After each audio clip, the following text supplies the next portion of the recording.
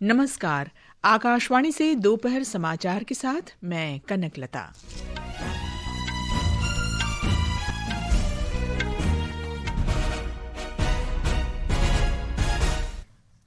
प्रधानमंत्री नरेंद्र मोदी ने युवा नव प्रवर्तकों को समर्थन देने की सरकार की प्रतिबद्धता दोहराई। कहा, आत्मनिर्भर भारत के निर्माण में स्टार्टअप महत्वपूर्ण भूमिका निभा रहे हैं। सरकार संसद के बजट सत्र में खराब गुणवत्ता वाले बीजों की बिक्री पर अंकुश लगाने के लिए बीज अधिनियम 2026 लाएगी। महाराष्ट्र नगर निकाय चुनावों की मतगणना जारी। भाजपा शिवसेना गठबंधन महायुति ने शुरुआती बढ़त बनाई। भारतीय जनता पार्टी मंगलवार को राष्ट्रीय अध्यक्ष का चुनाव करेगी।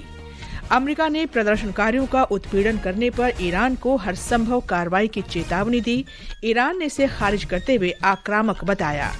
और नई दिल्ली में इंडिया ओपन बैडमिंटन टूर्नामेंट के पुरुष सिंगल्स के क्वार्टर फाइनल में आज लक्ष्य सेन का सामना चीन के लिन चुन यी से होगा।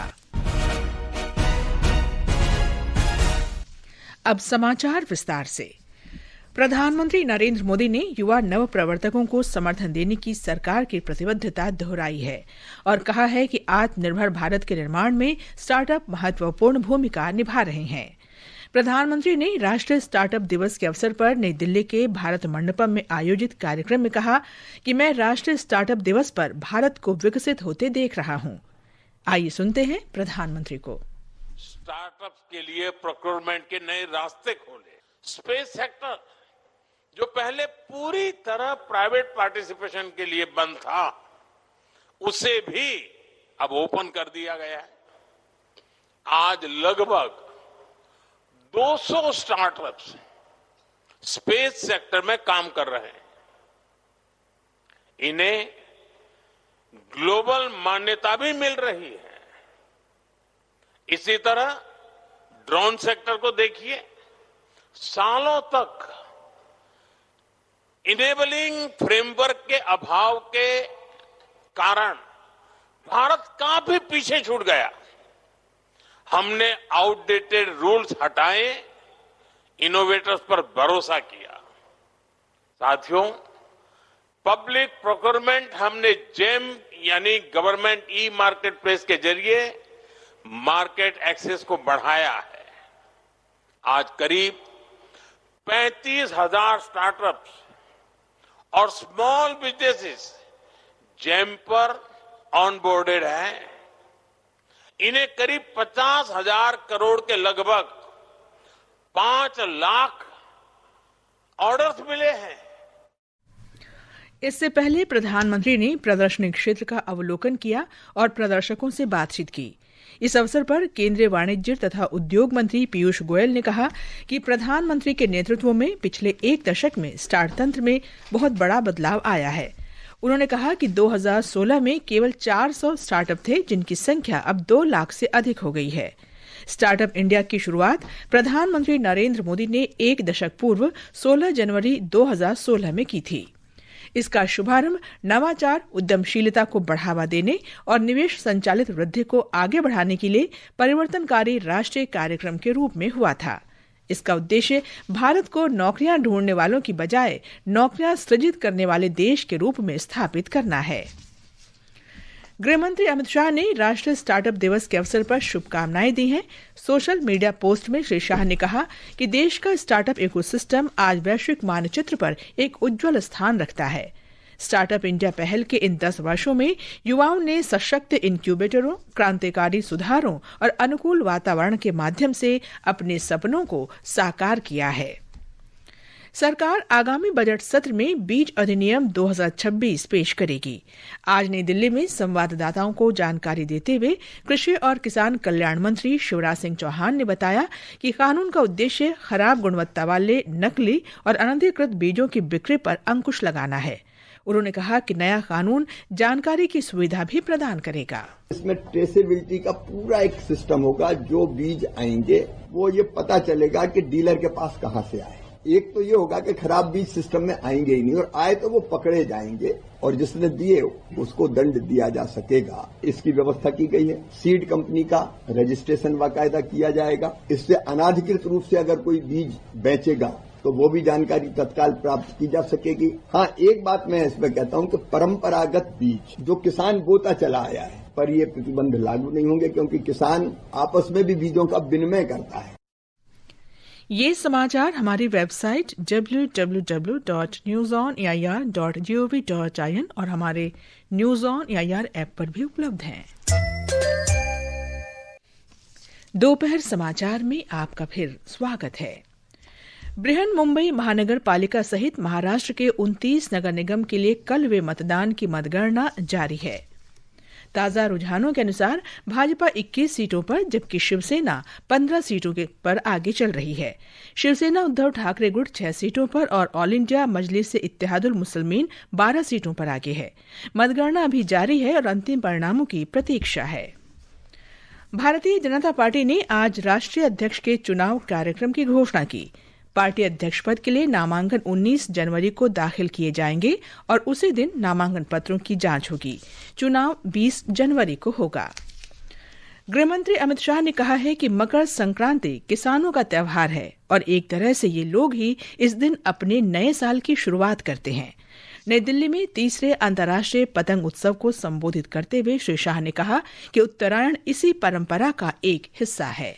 मूलतः ये किसानों का उत्सव है और यहाँ से किसान अपने नए साल की शुरुआत करते हैं। और कवि कालिदास ने भारत के लिए एक बहुत सुंदर शब्द प्रयोग किया था, उत्सव प्रिय जनाः। हर ऋतु में, हर सीजन में हमने उत्सवों का आयोजन किया है और उत्सव के माध्यम से पूरे समाज को एकत्रित कर हम आगे बढ़ने की सोच रखने वाले लोग हैं और उत्तरायण उसी का एक हिस्सा है। सोमनाथ मंदिर पर पहले आक्रमण के 1000 वर्ष पूरे होने पर सोमनाथ स्वाभिमान पर्व के बारे में श्री शाह ने कहा कि जिन लोगों ने इसे तोड़ा था उनका नामो निशान विश्व के मानचित्र में कहीं नहीं है, लेकिन सोमनाथ मंदिर उसी जगह पर पूरी शान से खड़ा है। विध्वंस करने वालों से बनाने वालों की शक्ति बहुत बड़ी है। इसको तोड़ने वाले कहीं पर आज दुनिया के नक्शे पर नहीं दिखाई पड़ते हैं और सोमनाथ का मंदिर पूरी दुनिया के सामने सम्मान के साथ वही जगह पर खड़ा है। ये प्रतीक है सनातन धर्म की अजरता का, अमरता का और भारतीय संस्कृति के मूल तत्व अमर है, इसका ये प्रतीक बना है। श्री शाह ने सभी देशवासियों विशेषकर किसानों को मकर संक्रांति, पोंगल, लोहड़ी, माघ बिहू और उत्तरायण के अवसर पर शुभकामनाएं दी। विज्ञान और प्रौद्योगिकी राज्य मंत्री डॉक्टर जितेंद्र सिंह ने आज नई दिल्ली में 2 नई पुस्तकों का विमोचन किया। जनरल वी बानो और महात्मा शीर्षक वाली ये पुस्तकें भारत के पहले नमो पुस्तक महोत्सव में विमोचित हुई। डॉक्टर सिंह ने सोशल मीडिया पोस्ट में कहा कि ये लेखकों, विचारकों और युवाओं को विचारों के आदान प्रदान के लिए एक मंच प्रदान करता है। सर्वोच्च न्यायालय ने आज इलाहाबाद उच्च न्यायालय के न्यायाधीश यशवंत वर्मा को राहत देने से इनकार कर दिया। यशवंत वर्मा ने लोकसभा अध्यक्ष ओम बिरला द्वारा गठित की गई समिति को चुनौती दी थी। इस समिति को पिछले साल मार्च में उनके आवास पर जले हुए नोट मिलने के आरोपों की जांच के लिए गठित किया गया था। न्यायमूर्ति दीपांकर दत्ता और न्यायमूर्ति एस.सी. शर्मा की पीठ ने कहा कि समिति का गठन कर लोकसभा अध्यक्ष ने कोई गैर कानूनी काम नहीं किया है और न्यायमूर्ति वर्मा किसी भी राहत के हकदार नहीं हैं। केंद्रीय अप्रत्यक्ष कर और सीमा शुल्क बोर्ड सीबीआईसी ने डाक के माध्यम से इलेक्ट्रॉनिक रूप में किए गए निर्यात पर शुल्क वापसी, राज्य और केंद्रीय करों तथा शुल्कों की छूट योजनाओं के तहत निर्यात संबंधी लाभों का विस्तार किया है। वित्त मंत्रालय ने बताया कि इस महत्वपूर्ण कदम का उद्देश्य डाक चैनल का उपयोग करने वाले निर्यातकों के लिए समान अवसर प्रदान करना तथा सीमा पार ई कॉमर्स के विकास के लिए एक अनुकूल और समावेशी वातावरण बनाना है। सांख्यिकी और कार्यक्रम क्रियान्वयन मंत्रालय महत्वपूर्ण आधार वर्ष संशोधन कार्यक्रम के लिए तैयार हो रहा है। आकाशवाणी समाचार के साथ विशेष साक्षात्कार में मंत्रालय के सचिव सौरभ गर्ग ने बताया कि अर्थव्यवस्था की समग्र स्थिति को जानने के लिए आधार वर्ष की आवश्यकता होती है। उन्होंने कहा कि पिछले 10 वर्ष में भारतीय अर्थव्यवस्था ने प्रमुख संरचनात्मक बदलाव देखे हैं। उन्होंने कहा कि जीएसटी और व्यापक रूप से डिजिटलीकरण ऐसे कुछ कारक हैं जिसकी वजह से देश में आधार वर्ष का अद्यतन जरूरी हो गया है। आधार वर्ष 2011-12 से संशोधित होकर अब 2022-23 होगा।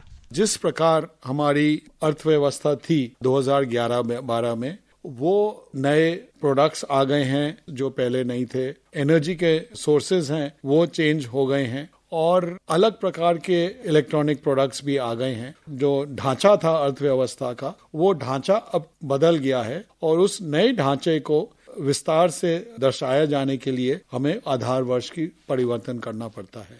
ये साक्षात्कार आकाशवाणी FM गोल्ड और अतिरिक्त मीटरों पर करंट अफेयर्स कार्यक्रम में आज रात 9:30 बजे सुना जा सकता है। ये हमारे YouTube channel news on AIR official और mobile app news on AIR पर भी प्रसारित होगा। जम्मू कश्मीर में राजौरी जिले के काकोरा गांव में सुरक्षा बलों ने घेराबंदी और तलाश अभियान के दौरान एक IED को निष्क्रिय कर दिया। अभियान के दौरान इलाके से एक बैग में लगभग 3.5 किलोग्राम वजन का एक IED बरामद किया गया था। ये इस क्षेत्र में किसी भी खतरे को बेअसर करने और लोगों की सुरक्षा सुनिश्चित करने के लिए चल रहे सुरक्षा उपायों का हिस्सा था। सुरक्षा बल उच्च सतर्कता अभियान जारी रखते हुए क्षेत्र की निगरानी कर रहे हैं। नागर विमानन महानिदेशालय ने आज सूचित किया कि पिछले वर्ष 3 से 5 दिसंबर के बीच इंडिगो की सभी रद्द उड़ानों के रिफंड की प्रक्रिया पूरी हो चुकी है और उन्हें जारी कर दिया गया है। इससे पहले इंडिगो ने इस महीने की 3, 4 और 5 तारीख को एयरलाइन के परिचालन में व्यवधान से प्रभावित ग्राहकों को 10,000 रुपये के मुआवजे की घोषणा की थी। ये समाचार आकाशवाणी से प्रसारित किए जा रहे हैं। ताज़ा समाचार जानने के लिए आप हमारे social media handle @AIR news Hindi को फॉलो कर सकते हैं। ये आकाशवाणी है। अमेरिका ने ईरान को चेतावनी दी है कि वो प्रदर्शनकारियों पर हो रही हिंसक कार्रवाई को रोकने के लिए हर संभव उपाय पर विचार कर रहा है। कल रात न्यूयॉर्क में संयुक्त राष्ट्र सुरक्षा परिषद के आपातकालीन सत्र में अमेरिका के प्रतिनिधि माइक वाल्स ने कहा कि राष्ट्रपति ट्रंप ने स्पष्ट किया है कि प्रदर्शनकारियों की हत्या रोकने के लिए सभी विकल्प खुले हैं। ईरान के उपस्थायी प्रतिनिधि गुलाम हुसैन दर्जी ने कहा कि अमेरिका द्वारा की गई किसी भी कार्रवाई का निर्णायक, उचित और कानूनी जवाब दिया जाएगा। इस बीच अमेरिका के राष्ट्रपति डोनाल्ड ट्रंप ने दावा किया है कि अमेरिका के दबाव के बाद ईरान ने संकेत दिया है कि वह प्रदर्शनकारियों को फांसी देने की कार्रवाई रोक रहा है। संयुक्त राष्ट्र सुरक्षा परिषद के न्यूयॉर्क में कल एक आपातकालीन बैठक हुई। इसमें ईरान में तेजी से बिगड़ती स्थिति पर चर्चा की गई।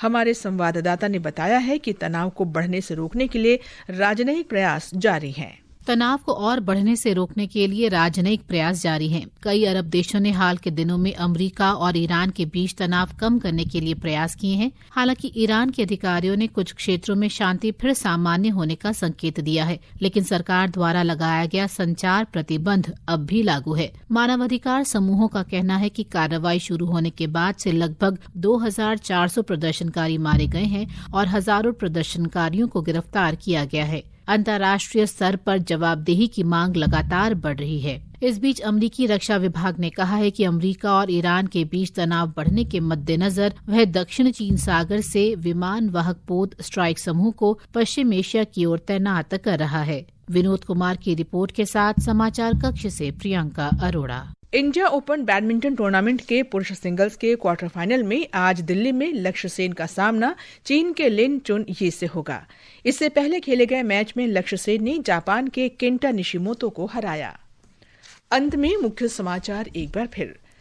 प्रधानमंत्री नरेंद्र मोदी ने युवा नव प्रवर्तकों को समर्थन देने की सरकार की प्रतिबद्धता दोहराई। कहा, आत्मनिर्भर भारत के निर्माण में स्टार्टअप महत्वपूर्ण भूमिका निभा रहे हैं।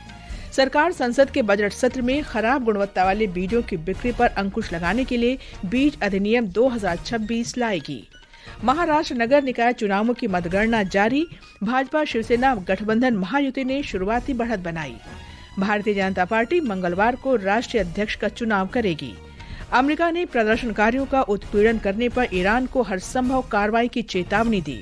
ईरान ने इसे खारिज करते हुए आक्रामक बताया।